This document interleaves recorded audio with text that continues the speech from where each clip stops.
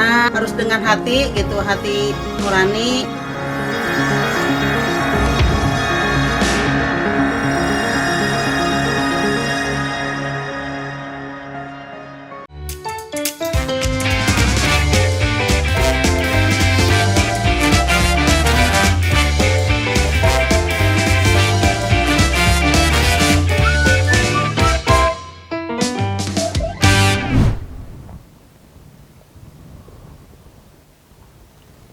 Selamat malam pemirsa, kembali lagi bersama saya Ayunda Safitri dalam program Cakap-Cakap. Sebentar lagi Purwakarta akan menggelar pemilihan kepala desa atau pilkades secara serentak. Masyarakat Purwakarta tentunya berharap agar pelaksanaan pesta demokrasi di tingkat desa ini berjalan sesuai dengan yang diharapkan. Kita berharap pula bahwa para kepala desa yang terpilih kelak adalah sosok-sosok terbaik di desanya masing-masing. Mereka yang terpilih adalah orang-orang panutan, orang-orang yang mampu membangun desa untuk kesejahteraan warganya. Hingga saat ini pelaksanaan pilkades sudah masuk ke dalam proses tahapan. Masyarakat Purwakarta tentu ingin mengetahui sejauh mana proses pilkades hingga puncaknya pemungutan suara pada Agustus mendatang. Cakap-cakap edisi malam ini merupakan edisi yang spesial. Kami akan mengupas semua yang berkaitan dengan pilkades serentak di Purwakarta. Telah hadir di studio Bapak Jaya Pranolo, Kepala Dinas Pemberdayaan Masyarakat dan Desa Kabupaten Purwakarta. Selamat malam Pak Jaya. Selamat malam Mbak. Oke, bagaimana Bapak kabarnya hari ini, sehat? Kabar baik, sehat. Oke, Alhamdulillah kalau sehat. Bapak, ini sedang ada masa-masa pemilihan kepala desa, betul ya Pak ya? Iya, betul. Oke, di Purwakarta ini Pak khususnya ada kapan Pak waktu pelaksanaan kepala desa tersebut? Ya, selamat malam pemirsa Cipta TV dan presenter yang saya hormati. Perkenalkan Pak, saya Pak Jaya, Kepala Dinas Pemberdayaan Masyarakat dan Desa Kabupaten Purwakarta.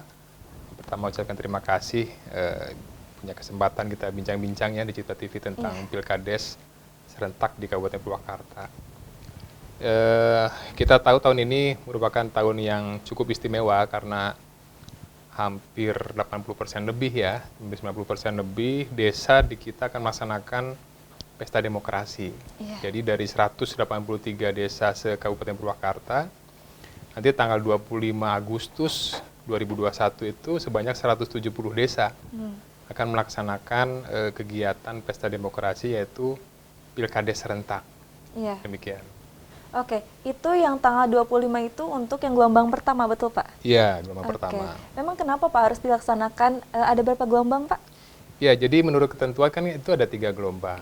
Jadi setiap gelombangnya itu per 6 tahun, selama 6 tahun itu kita punya kesempatan 3 gelombang. Nah, untuk tahun 2021 ini, gelombang pertama, 170 desa. Itu untuk kepala desa yang habis masa jabatannya 2018, 2019, dan 2021. Itu gelombang pertama. Dan nanti 2023 juga itu akan ada gelombang kedua untuk sisa desa yang belum melaksanakan kegiatan Pilkades serentak. Oh gitu. Iya. Oke, untuk pelaksanaannya tersendiri Pak, sumber anggaran yang dibutuhkan itu sumbernya dari mana sih Pak? Iya, menurut ketentuan kan sumber pembiayaan dari pelaksanaan Pilkades ini ada 2. Pertama dari APBD dan kemudian dari APBDes. Ya, jadi dalam hal ini APBD Kabupaten Purwakarta mengalokasikan anggaran melalui bantuan keuangan ke desa itu untuk membiayai proses pelaksanaan Pilkades serentak. Yang kedua dari APBDes di masing-masing desa juga dialokasikan untuk membiayai prokes kesehatan di masing-masing TPS. Jadi ada 2 sumber penganggaran nanti di pelaksanaan Pilkades serentak. Nah, anggaran tersebut itu sampai nanti dilantiknya kepala desa tersebut, Pak? Betul sekali. Oke, dari mulai proses sampai nanti dilantiknya ya. Oke, Bapak dalam pemilihan kepala desa ini, itu kan ada regulasinya ya Pak? Ada regulasi yang mengatur jalannya Pilkades. Apa saja Pak regulasi yang mengatur jalannya Pilkades ini? Ya, banyak ya. Saya ini coba lihat di sini. Mungkin masyarakat ingin tahu Bapak. Iya, bentar. Ya itu kan dari mulai Permendagri 112 tahun 2016 14 ya, 2014, kemudian banyaklah dari Permendagri, termasuk yang terakhir yang kita buatkan adalah Peraturan Bupati 79 tahun 2020 yang mengatur secara teknis bagaimana pelaksanaan Pilkada serentak di Kabupaten Purwakarta. Oke, baik. Bapak, tentang pelaksanaan pemilihan kepala desa ini kan masih dalam pandemi COVID-19 ya Pak ya. Bagaimana pelaksanaan pemilihan ini yang digelar tahun ini Pak dalam masa pandemi ini Bapak? Iya, ini menjadi tantangan kita bersama sebetulnya. Dan ini bukan hanya di Purwakarta Mbak. Dari Kementerian Dalam Negeri secara khusus mengeluarkan peraturan bagaimana pelaksanaan Pilkades itu di masa pandemi ini. Kan kita tidak tahu, Permendagri 112 tidak mengatur masalah pandemi. Nah, di pertengahan tahun 2020 ternyata ada pandemi, akhirnya ada peraturan khusus dari Kemendagri bagaimana Pilkades serentak di desa itu mengacu pada di masa pandemi ini. Yang pertama, dari jumlah pemilih di masing-masing TPS juga ada perubahan. Kalau sebelum masa pandemi kan itu bisa sampai 1.000 per TPS. Nah, kalau sekarang itu di masa pandemi maksimal per TPS itu 500 pemilih. Itu maksimal. Tidak boleh 501, tidak boleh. Berarti kurang dari 500? Iya, kurang dari 500 boleh, maksimal 500. Itu yang pertama. Kemudian yang kedua, di TPS itu juga sangat ketat nanti proses pencoblosan. Jadi panitia di KPPS, panitia di TPS itu wajib menyiapkan sarana prasarana untuk protokol COVID. Contoh, pada saat masyarakat ingin mencoblos masuk itu harus dicek suhu. Ya, berarti kan harus disiapkan termogan. Kemudian harus disiapkan tempat cuci tangan. Nah, kemudian panitia di TPS juga harus menyiapkan sarung tangan. Sarung tangan, iya. Jadi nanti para pemilih itu akan diberikan sarung tangan oleh panitia di TPS. Dan itu sekali pakai, Pak? Sekali pakai. Nah, pada saat mencoblos juga nanti kan diatur. Kemudian pada saat pemberian tinta itu tidak dicelup. Melainkan? Ditetes. Ditetes. Lebih safety ya, Pak? Lebih safety. Nah, kemudian setelah keluar juga nanti kan si sarung tangan itu dibuang. Langsung dilepas dan dibuang. Nah, kemudian nanti ada yang mengawasi bagaimana proses di TPS, jaga jaraknya segala macam. Itu upaya-upaya dalam rangka pelaksanaan Pilkades di masa pandemi ini. Yang berikutnya bagaimana kita mengatur proses kampanye. Itu kan, kampanye tidak boleh lagi nanti berkerumun terlalu banyak, seperti dibatasi berapa orang dalam. Berarti proses kampanye itu seperti apa, Pak? Nanti? Iya, ada proses tatap muka, ada proses dialog, cuman pesertanya itu yang dibatasi. Tidak boleh terlalu banyak seperti ini. Kemudian tidak boleh ada acara-acara yang sifatnya mengumpulkan massa secara banyak, itu nggak boleh lagi. Dan itu kita diawasi.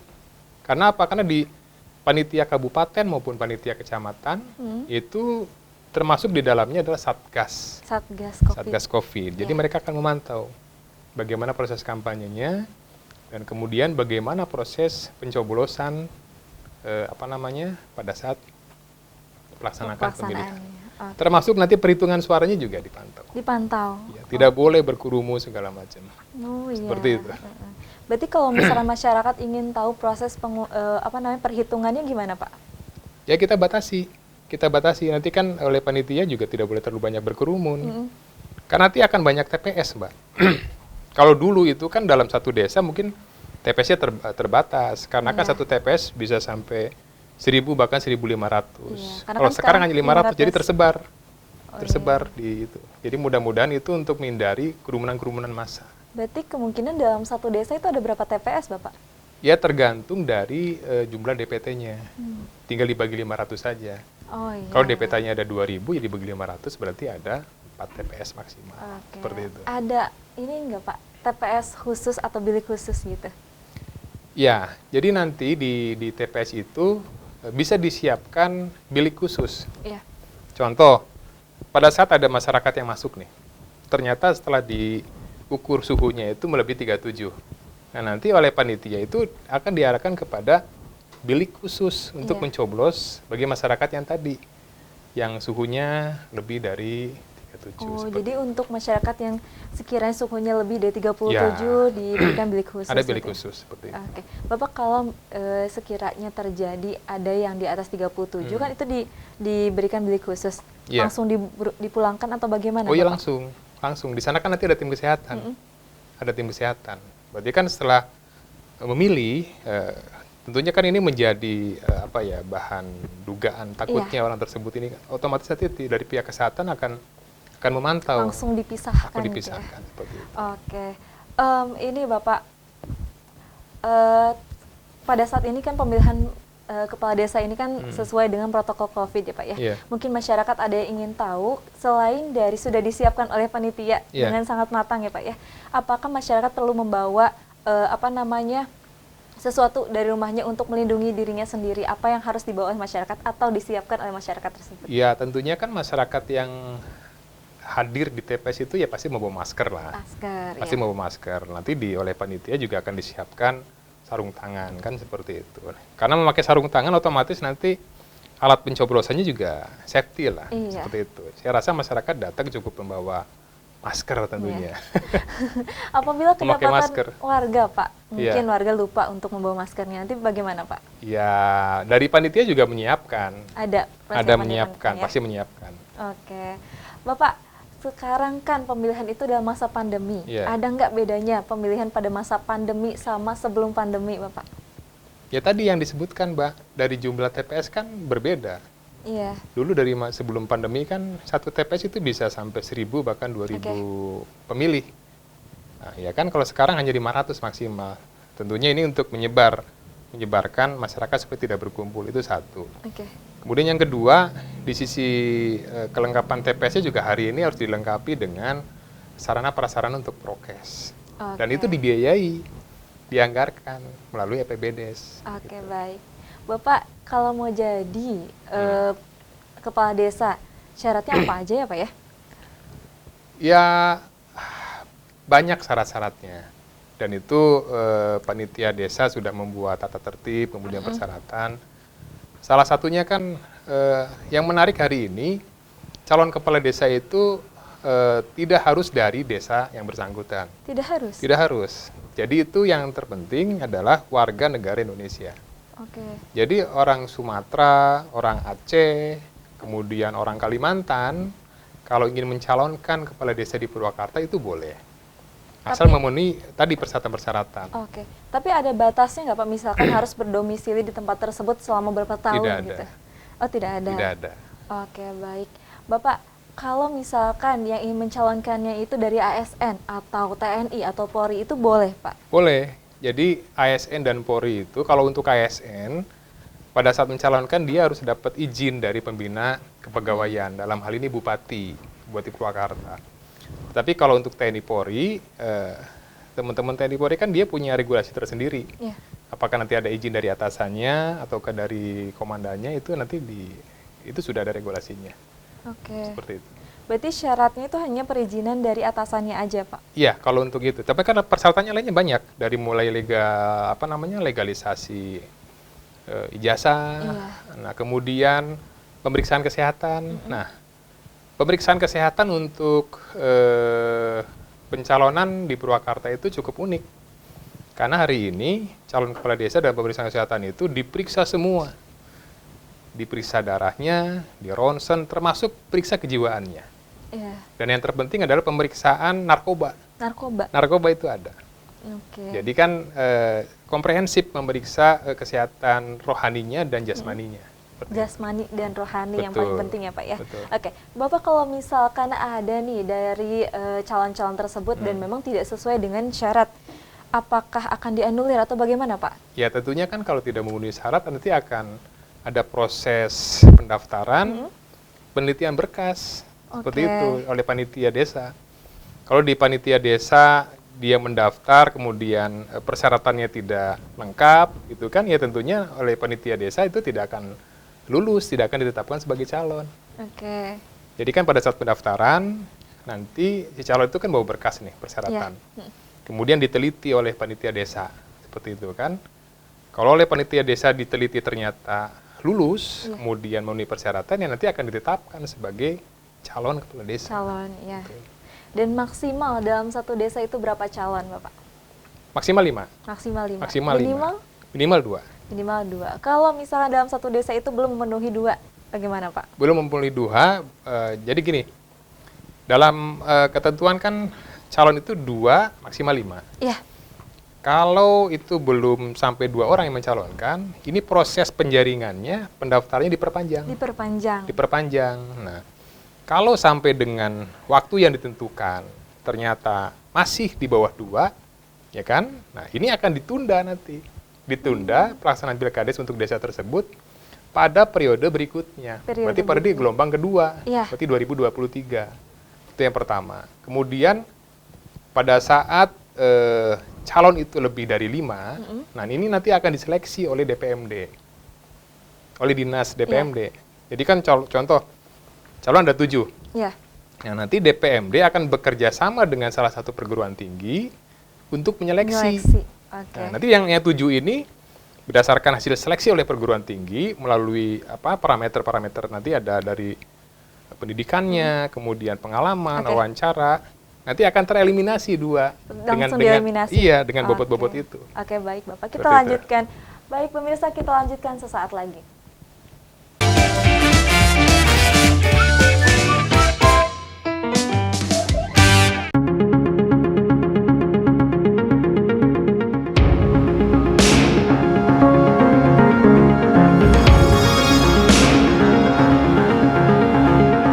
Memilih pemimpin itu harus beramanah, harus dengan hati gitu, hati nurani.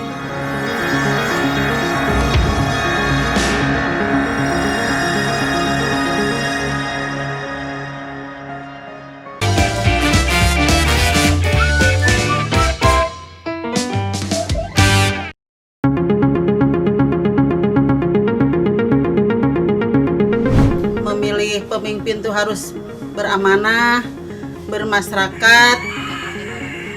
Memilihnya harus dengan hati gitu, hati nurani, jangan terpaksa gitu.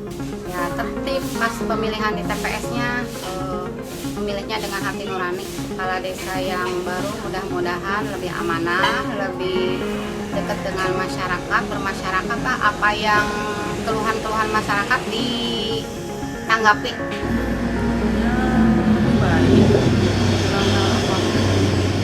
Bisa lebih baik dari yang sebelumnya.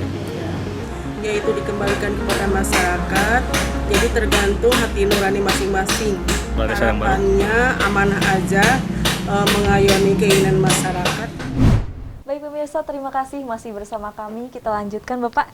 Bapak, tadi kan kita sedang membahas tentang ini ya Pak ya, bagaimana kalau misalkan yang mencalonkan itu kurang dari 2 orang atau lebih dari 5 orang. Tadi Bapak sudah jelaskan apabila kurang dari 2 orang seperti apa teknisnya dan 5 orang juga seperti apa teknisnya.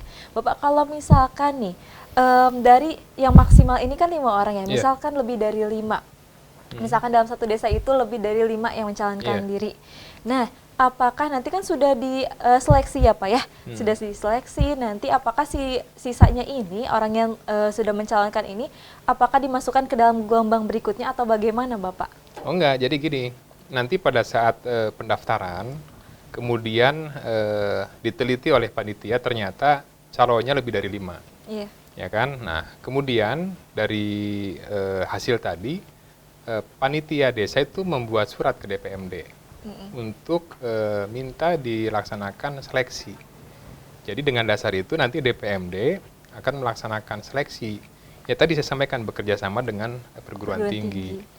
Nanti perguruan tinggi akan melaksanakan seleksi lah dari dari pendidikannya, kemudian dari pengalaman di pemerintahan, kemudian hasil wawancara, hasil tes tertulis. Nah, hasil dari seleksi oleh perguruan tinggi itu kan nanti ada hasilnya.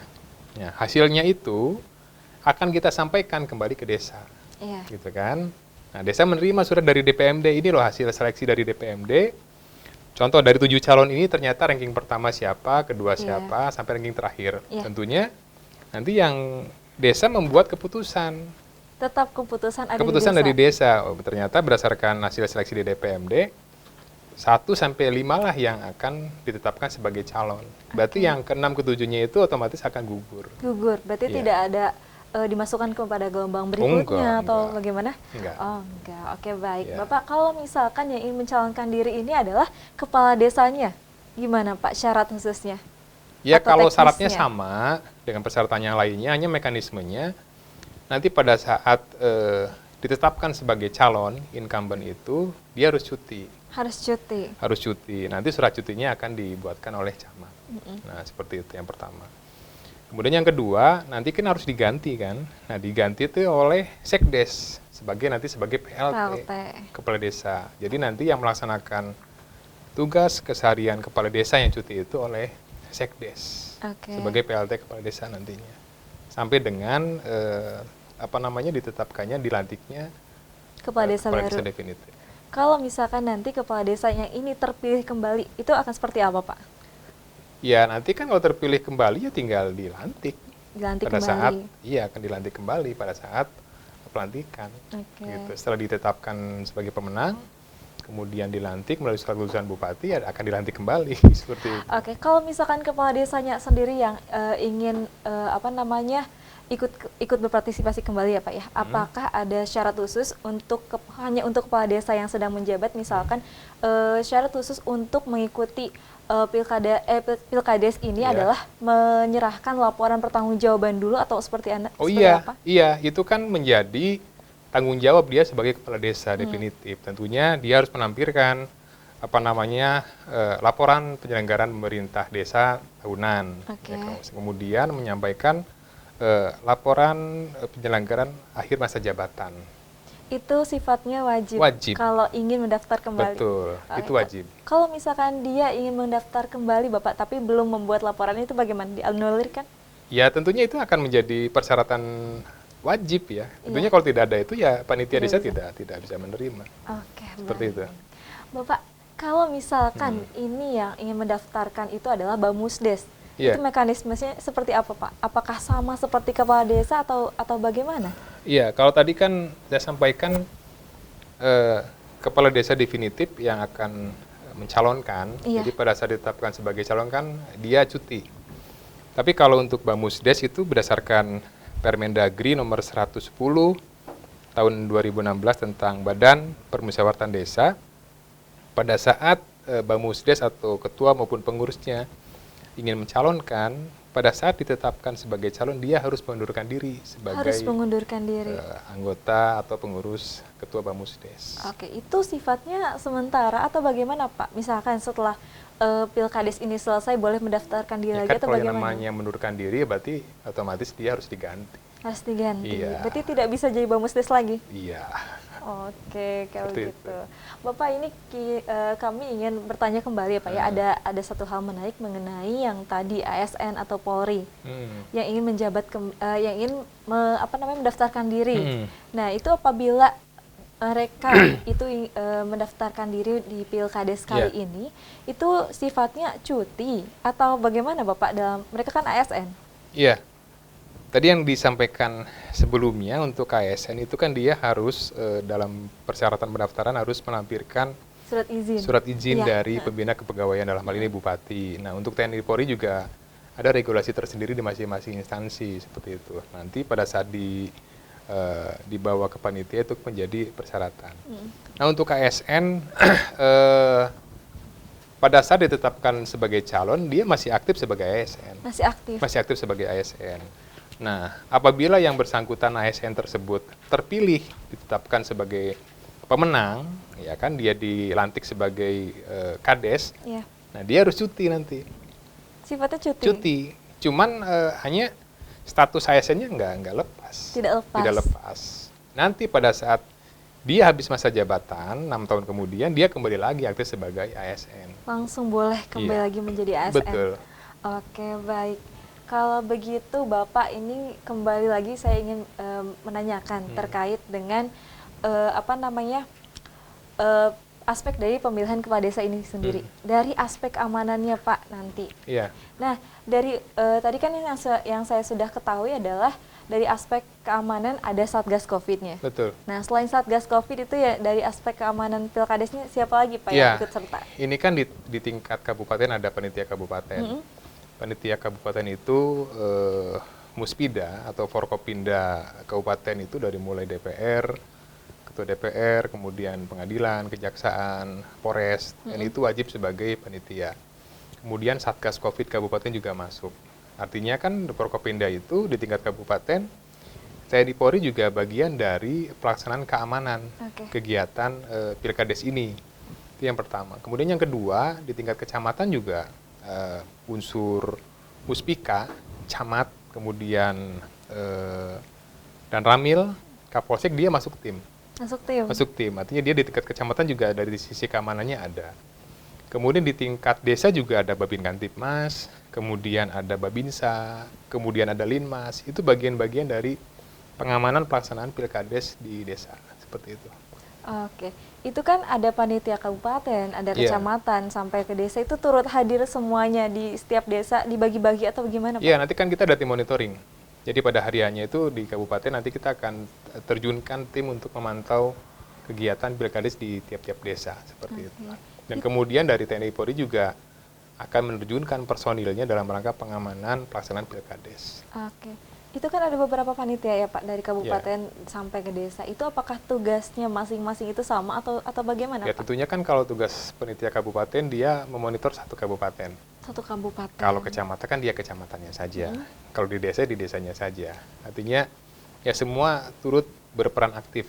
Tapi yang terpenting pada hari ini bagaimana panitia kabupaten, kemudian panitia kecamatan dan panitia di desa selain aspek keamanan juga kita sangat penting bagaimana aspek pengamanan dari prokes COVID Prokes itu. COVID, tetap itu yang paling utama itu yang ya, paling Pak, ya? utama seperti itu. Oke, Bapak ini kalau boleh tahu ya Pak ya, tentang Pilkades ini sudah sampai tahapan mana Pak? Ada beberapa tahapan kan ya Pak? Ya, hari ini sejak tanggal 16 Mei kemarin sampai tanggal 24 Mei nanti kita sedang di desa itu sedang melaksanakan pendaftaran. Pendaftaran calon kades. Hari ini juga kita terus mantau di desa-desa ternyata bervariatif.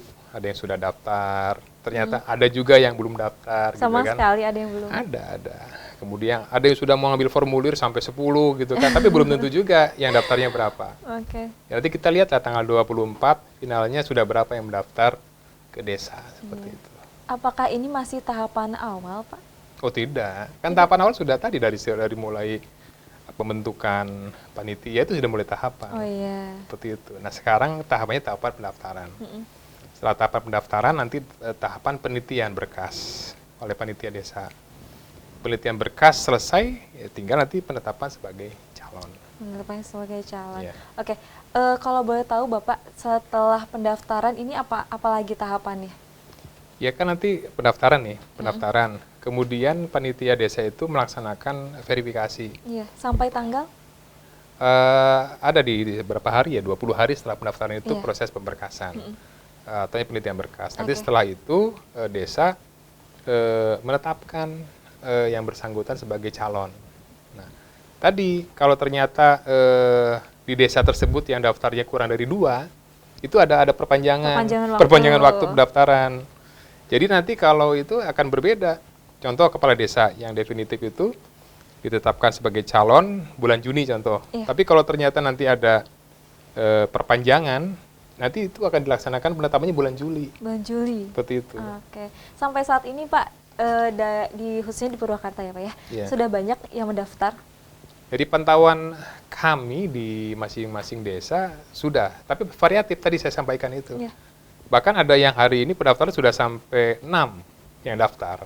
Tapi ada juga yang masih belum daftar. 6 itu 6 desa atau 6 calon Bapak? 6 calon. 6 calon dari semua desa. Dari satu desa. Oh, satu iya, desa. ada satu desa itu sudah mencalonkan, ada yang daftar 10 calon. Banyak ya Pak ya? Banyak, tapi ada juga yang sampai saat ini belum ada yang daftar. Mungkin masih menunggu waktu yang tepat. Kan masih sampai tanggal 24 Mei pendaftarannya. Bapak, mungkin banyak yang ingin tahu juga tahapan setelah pemilihan itu apa lagi Pak? Iya, setelah pencoblosan. Iya. Ya, setelah pencoblosan kan nanti perhitungan suara. Nanti perhitungan suara itu Mbak Dea, itu dilaksanakan di TPS. Ya, di TPS dilaksanakan perhitungan suara. Kemudian di tingkat desa itu dilaksanakan rekap. Rekap. Ya kan, setelah itu ditetapkan, diusulkan siapa pemenangnya ke tingkat kabupaten, diusulkan ke bupati untuk dibuatkan surat keputusan bupati. Surat keputusan bupati kepala desa yang akan dilantik, seperti itu. Oke, itu pelantikannya kapan, Pak? Kita rencanakan pelantikan tanggal 26 Agustus. Langsung. Mudah-mudahan tidak ada halangan. Amin, mudah-mudahan Ya. lancar ya Pak ya. Mudah-mudahan lancar. Oke, baik. Bapak, kita lanjutkan kembali. Oke. Terima kasih. Pemirsa, kita lanjutkan sesaat lagi.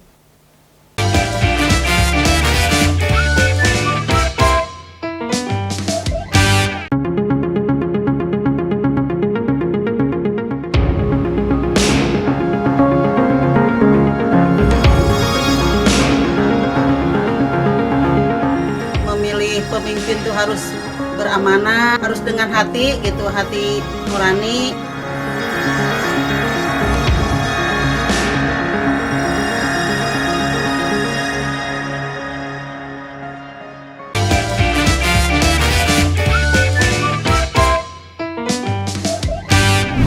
Baik pemirsa, terima kasih masih bersama kami, kita lanjutkan. Pak Jaya, tadi kita sudah berbincang-bincang mengenai tahapan-tahapan ya Pak ya, proses dan mekanisme tersendiri dari pemilihan kepala desa. Nah, mungkin masih banyak masyarakat yang ingin mengetahui Bapak, kalau misalkan sampai saat ini masih terkait dengan yang tadi sudah kita bicarakan tentang anggaran Bapak. Sampai saat ini apakah anggaran yang tadi direncanakan sudah tersedia apa belum Bapak? Iya. Jadi anggaran sesuai tahapan kita sudah menyiapkan di APBD, dan hari ini besok kita akan mengundang kasih pemerintahan di masing-masing kecamatan untuk mengkoordinasikan masalah pencairan anggaran. Jadi nanti panitia desa itu sekarang atau besok lah kita akan mengajukan proposal pencairan ke DPMD. Oke. Ya, nah kemudian nanti kita akan mengusulkan ke BKD untuk pencairan bantuan keuangan ke desa, seperti itu. Oke, berarti perkiraan untuk dana sendiri masuk ke desa mulai pertanggal berapa Pak? Insya Allah akhir Mei atau Mei. maksimal awal Juni itu sudah masuk ke rekening desa untuk pelaksanaan pilkades ini. Apakah setiap desa anggarannya sama? Berbeda, karena kan nanti tergantung dari jumlah DPT. DPT. Iya. Oke. Baik, untuk jumlah DPT sama DPS ya Pak ya? Ya, jumlah DPT hari ini setelah ditetapkan itu ada 545.046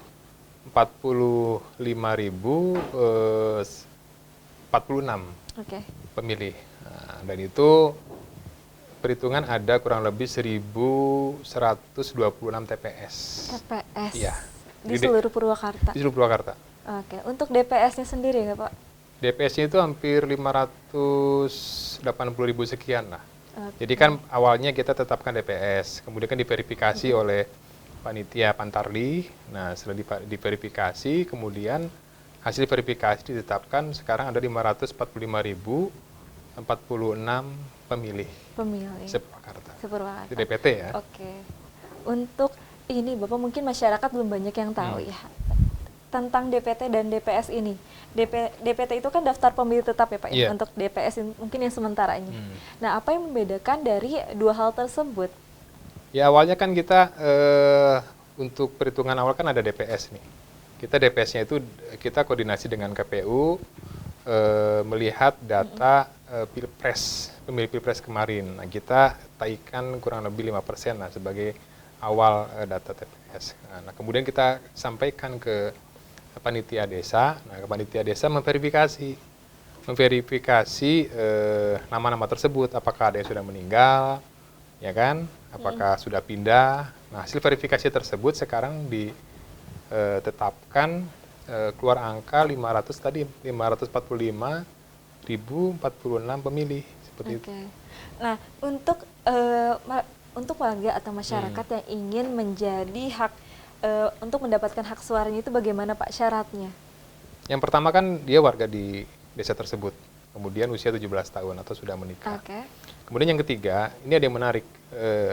Dalam Pilkades ini sesuai dengan tadi regulasi di Permendagri 112 tahun 14, kemudian dirubah jadi Permendagri 65 tahun 2017, termasuk Permendagri 72 2020. dan kita buatkan perbubnya. Jadi berbeda dengan pilpres atau pilpres pilkada ya. Pilkada. Kalau pilpres pilkada kan legislatif pada hari hanya dia bawa KTP, dia bisa mencoblos. Kalau ini enggak. Enggak. Tidak. Jadi berdasarkan ini yang ditetapkan sebagai DPT itu adalah dia yang sudah berdomisili di desa tersebut 6 bulan sebelum ditetapkan sebagai DPS. Oke. Gitu. Contoh, kalau penetapan DPS itu sekarang bulan apa? Mei ya? Mei. Penetapan DPS mungkin bulan April. Jadi 6 bulan sebelum April itu masyarakat yang berhak memilih. Oke. Seperti itu. Kalau pada saat pencoblosan, dia ternyata warga baru di desa tersebut, meskipun membawa KTP, dia termasuk tidak masuk dalam DPT, dia tidak bisa memilih. Oke. Jadi DPT itu tidak bisa dirubah. DPT tidak bisa dirubah. Iya. Oke. Itu ketentuan seperti Tadi itu. sedikit saya mendengar bahwa ada syarat harus sudah menikah. Belum? Enggak, maksudnya tadi umur 17 tahun atau belum menikah. Atau Atau pernah menikah. Atau pernah Itu menikah. bisa memilih. Kalau Biasa. misalkan ada yang di bawah 17 tahun dan kebetulan sudah menikah, itu boleh atau Ya. bagaimana? Ya seperti itu. Oh, Ketentuan seperti boleh. itu. Oke. Bapak, ini terkait dengan apa itu namanya panwas ya? Di desa itu ada panwas ya Pak ya? Iya. Itu tugasnya apa sih Pak? Ya, di desa itu ada panwas yang dibentuk oleh Bamusdes, Mbak. Iya. Ya, dia mengawasi pelaksanaan pilkada dari mulai tahapan awal sampai nanti dengan kegiatan pencoblosan. Jadi ya mengawasi dari mulai pendaftaran, kemudian mengawasi bagaimana jalannya kampanye, jalannya pencoblosan seperti itu. Oke. Bersama-sama dengan panitia desa. Oke, tapi untuk panwas sendiri itu siapa yang memilih Bapak? Ditunjuk oleh Bamusdes dari tokoh masyarakat. Dari tokoh masyarakat. Ya, Oke. dari unsur masyarakat di situ. Oke, baik kalau begitu. Nah, untuk panwasnya sendiri apakah ada seperti apa itu namanya? Tugasnya itu kan untuk mengawasi aja ya Pak ya? Iya. Banyak dibutuhkannya di satu desa atau bagaimana? Di panwas itu nanti kan dia ada 3 atau 5, saya lupa lagi, 3. Jadi nanti dia mengawasi. Artinya pada saat ada permasalahan kan mereka akan berkoordinasi dengan panitia desa. Kemudian di situ juga ada pihak keamanan. Tentunya nanti melihat bagaimana permasalahannya. Contoh, kalau ada calon yang melanggar, ya kan? Calon yang melanggar kampanye. Oke. Kan kampanye itu harus tidak boleh menyertakan massa terlalu banyak seperti itu. Kemudian ada pelanggaran-pelanggaran lain. Ya tentunya pengawas ini akan nanti berkoordinasi, kemudian bermusyawarah dengan panitia desa dan segala macam. Nanti akan diberikan surat teguran oleh panitia kepada calon tersebut gitu kan. Pertama teguran lisan dulu. Kalau ternyata tidak membandel ya mungkin dia bisa teguran tertulis. Kalau sampai dengan ternyata itu melanggarnya berat ya mungkin bisa sampai diskualifikasi. Calon seperti itu. Kalau misalkan calon tersebut yang melanggar kampanye ya Pak ya, apalagi melanggar kampanye dalam situasi COVID ini yang tadi sudah kita sebutkan. Apakah ada pengurangan poin Pak untuk dalam masa pilkadesnya ini? Bukan poin ya, tentunya ini nanti mungkin ada teguran-teguran dari panitia. Hanya teguran saja? Ya teguran, dari mulai teguran lisannya, tertulisnya gitu kan. Oke. Ya saya harap dengan teguran itu para calon juga akan sudah paham ternyata dia melanggar protokol dan COVID. Bisa lebih menaati ya Pak ya? Iya, dan dia harus bisa mengatur masanya seperti itu. Kan dia calon pemimpin, kalau calon pemimpin dia harus bisa mengatur. Oke, Bapak, terkait dengan pilkades ini biasanya ada daerah yang rawan konflik ya Pak ya? Nah untuk Purwakarta ini dari tahun ke tahun apakah ada daerah rawan konfliknya sendiri, daerah khususnya itu sendiri atau bagaimana? Ya, saya membaca histori di Purwakarta, kegiatan pilkades itu nyaris aman dan sukses. Ini menjadi tradisi dan menjadi budaya Purwakarta, seperti itu. Ini yang prinsip-prinsip yang harus dipahami oleh masyarakat. Tapi tidak juga dengan histori seperti itu kita lengah. Artinya kita juga dengan pihak keamanan, kecamatan dan sebagainya tetap memantau. Pasti ada saja titik-titik rawan seperti itu. Tapi dengan kita koordinasi dengan tim keamanan, dengan kecamatan, mudah-mudahan ya kita bisa minimalisir lah. Jadi potensi-potensi sekecil apapun kita akan ya identifikasi seperti itu. Oke, langkah dari pemerintah khususnya dari Bapak sendiri untuk adanya daerah rawan konflik ini bagaimana, Pak? Ya kita kan ada tim kabupaten, ada dari kepolisiannya, kemudian dari TNI-nya. Kita dari unsur kewilayahan ada camat, ada danramil. Kita kan nanti akan sering berkoordinasi rapat, mana nih kira-kira ada permasalahan apa. Jadi permasalahan itu kita identifikasi ya langsung solusinya seperti apa. Seperti itu. Langsung disolusikan seperti apa. Ya. Tetapi adakah Pak seperti pemetaan untuk daerah rawan konflik tersendiri? Ya pasti ada lah, apalagi dari pihak kepolisian, kemudian dari TNI dia kan punya intelijen. Kemudian kita juga dari pemerintahan kan punya catatan, pernah di daerah ini ada sedikit konflik, itu menjadi bahan diskusi kita supaya bisa diidentifikasi, kemudian ya kita bisa redam, jangan sampai pada periode hari ini, periode nanti tanggal 25 Agustus itu akan terjadi. Ya tentunya pasti ada saja lah, tidak mungkin 100% tidak ada konflik, pasti ada. Tapi dengan kita terus berkoordinasi, kita mencari tahu apa sih potensi-potensi itu, insya Allah kita bisa tangani permasalahan itu. Oke, dari hasil pemetaan itu akan seperti apa, Pak? Maksudnya? Hasil pemetaannya itu bagaimana? Ya kan by proses. Sampai dengan saat ini pendaftaran ya nyaris berjalan dengan lancar di tiap-tiap desa. Masyarakat masih mendaftar gitu kan. Nanti biasanya pada saat kampanye, gitu kan, itu mulai ada riak-riak seperti apa, gitu kan. Baik, untuk masih tentang daerah rawan konflik ini ya Pak ya, apakah Bapak beserta tim gitu ya ada persiapan atau perlakuan khusus Pak kepada daerah yang rawan konflik atau semuanya khusus atau bagaimana? Kita harus berpikir seperti ini, tidak boleh menganggap remeh atau menganggap enteng permasalahan. Jadi kalau kita berpikir detail, kemudian berpikir antisipatif, tentunya potensi-potensi itu bisa diidentifikasi. Jadi saya rasa teman-teman dari kepolisian, teman-teman dari TNI, dia sudah berpengalaman lah. Dia kan banyak sekali jaringan-jaringan di bawah. Teman-teman kewilayahan, camat, linmas, dia juga paham, akan memberikan informasi. Jadi saya rasa kita tidak boleh menganggap remeh, kita tidak boleh menganggap enteng, meskipun histori di Purwakarta itu pelaksanaan pilkadesnya nyaris tanpa ada permasalahan dan aman. Seperti itu. Mungkin untuk ini Bapak, untuk menambah wawasan warga Purwakarta khususnya ya Pak, adakah Bapak yang ingin Bapak sampaikan kepada masyarakat Purwakarta, seperti apa sih calon yang harus mereka pilih gitu? Iya, hari ini masyarakat sudah pintar, Mbak. Yang pertama di era digitalisasi ini kan era informasi juga, tiap orang itu sudah punya HP, sudah punya WA. Jadi masyarakat sudah bisa menilai lah figur-figur pemimpin untuk desanya. Jadi biarkanlah masyarakat yang menilai seperti itu. Jadi menurut saya model money politik segala macam untuk hari ini ya perlu dipertanyakan juga ya. Itu kan sudah pelanggaran. Masyarakat sekarang sudah pada pinter. Oh ini mana calon yang dia punya visi ke depan, mana calon yang seperti itu. Ya nantilah kita lihat masyarakat yang menilai. Seperti itu. Oke baik. Tapi menurut Bapak apakah sampai saat ini kan mungkin Bapak juga memperhatikan prosesnya ya. Apakah money politik itu masih berjalan? Ya mungkin masih berjalan. Nah ini yang butuh kerjasama kita semua kan. Jadi pilkades ini kan akan berhasil bukan hanya dari sisi penyelenggaranya, dari sisi calonnya dia juga harus bekerja sama. Bagaimana dia nanti melaksanakan kampanye yang baik.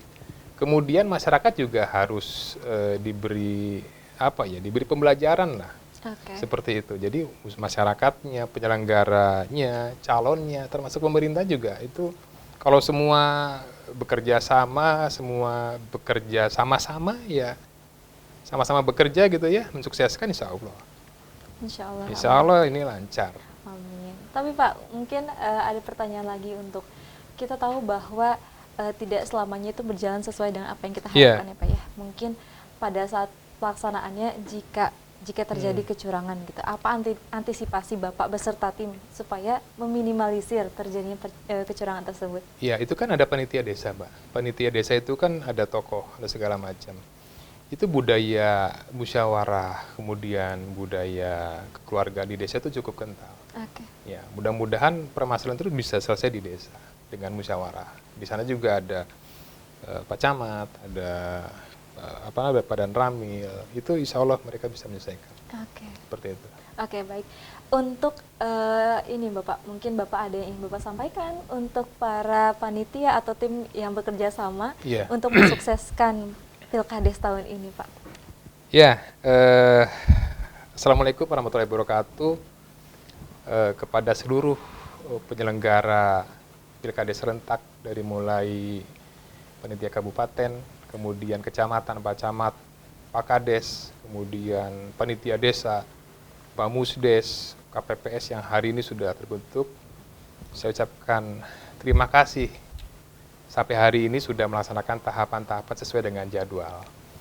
Dan saya percaya teman-teman di lapangan sudah bekerja dengan baik sampai dengan hari ini. Mudah-mudahan hari hanya sampai dengan pelantikan ini bisa berjalan dengan lancar. Kemudian yang kedua, saya juga menghimbau kepada para calon, ya patuhilah regulasi-regulasi, ketentuan, dan bisa mengajak masyarakat untuk berpartisipasi melaksanakan Pilkades ini dengan baik, apalagi di era pandemi ini, seperti itu. Kemudian untuk masyarakat juga kita harus paham, hari ini kita bukan berada pada situasi yang normal. Jadi nanti pada saat pelaksanaan Pilkades harus betul-betul mematuhi protokol kesehatan. Kalau semua ini berjalan dengan baik, lancar, kerjasamanya juga baik, insya Allah Pilkades serentak di Purwakarta dapat berjalan dengan baik dan sukses tanpa ekses. Terima kasih. Amin, mudah-mudahan sukses ya Pak untuk Pilkades tahun ini khususnya di daerah kita tercinta Kabupaten Purwakarta. Oke, baik Bapak, silahkan closing statement-nya Pak. Ya, baik. Terima kasih Mbak Dea. Di era pandemi ini mudah-mudahan Pilkades di kita dapat terlaksana dengan baik. Kerjasama dari seluruh pihak kita harapkan berjalan dengan baik. Mudah-mudahan sekali lagi poinnya Pilkades serentak ini dapat menghasilkan pemimpin-pemimpin lokal di desa yang bisa melayani masyarakat, bisa membangun desanya menjadi desa yang mandiri. Terima kasih. Oke, baik. Kalau begitu Bapak, terima kasih banyak. Sama-sama Mbak Dea. Di studio Cakap-Cakap hari ini, mudah-mudahan kita bisa kembali lagi, berjumpa lagi Pak dalam episode-episode selanjutnya. Baik, terima kasih banyak Mbak Dea. Oke, mudah-mudahan Bapak sehat selalu ya Pak ya. Amin, amin. Amin, amin, Allahumma amin. Lancar sampai nanti dilantiknya dilantiknya kepala desa yang baru. Oke, baik pemirsa, terima kasih telah bersama kami. Terima kasih atas perhatiannya. Selamat malam dan sampai jumpa. Cipta TV selalu di hati.